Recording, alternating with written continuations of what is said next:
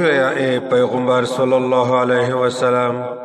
زد خپل ځون د پورا نه د نفع مالک یم او نه د نقصان مگر هغه چې الله تعالی یې وغوړي او کچېره ز په غیب عالم وای نو مو بخامخا ډیر خیر حاصل کړو او مو ته به هیڅ تکلیف نه ور رسیدلای زه نه یم مگر ویروین کای او زیرویر کوین کای د هغه قوم د پورا چې ایمان وروړي هو الذي خلقكم من نفس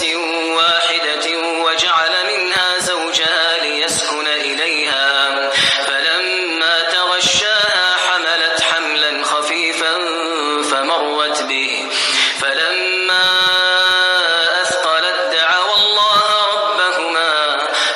الله ربهما لئن آتيتنا صالحا لنكونن من الشاكرين هم دغه الله تعالی هغه ذات ته چې توسه د یو نفس نه پیدا کړی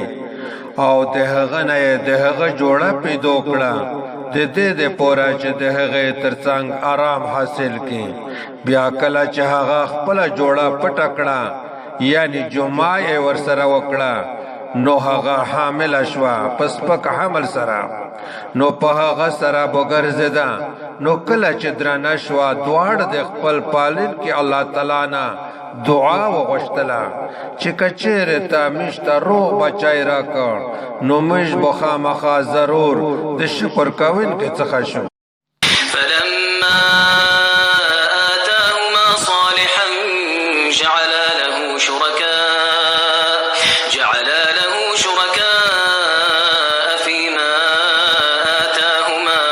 فتعالى الله عما يشركون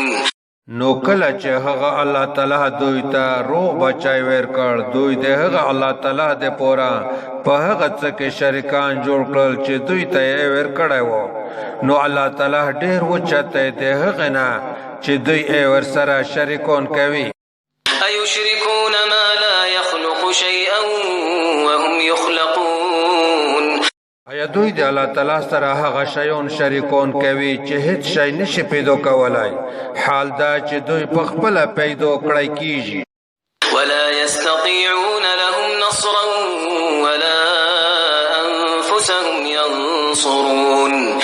او نه د دوی سره د څه مدد کول طاقت لري او نه هم د خپل ځونن سره مدد کولای شي وإن تدعوهم إلى الهدى لا يتبعوكم سواء عليكم أدعوتموهم أم أنتم صامتون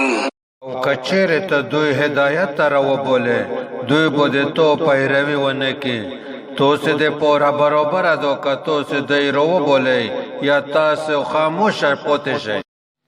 ان الذين تدعون من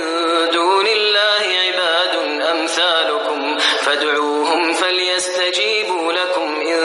كنتم صادقين بیشک هغه خلق چې تو سے دے الله تعالی نه غیر بولای غید تو سے پشان بندگون دی نو غوی رو بولای پس غوی دې تو سے بلنه قبل کی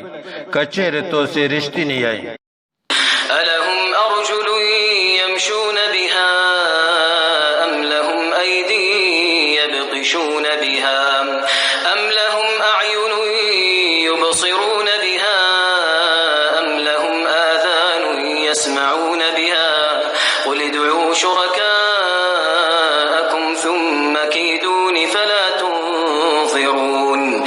آیا د هغوی د پوره پښې دي چې په هغې سره هغوی تلل کوي یا د هغوی د پوره لاسونه دي چې په هغې سره نیول کوي یا د هغوی د پوره سترګې دي چې په هغې سره لیدل کوي یا د هغوی د پوره غوږونه دي چې په هغې سره اورېدل کوي ته ورته ووایه توسې خپل شریکان راوبولئ بیا مو سره چل وکئ پس مو ته هېڅ مهلت مه راکوئ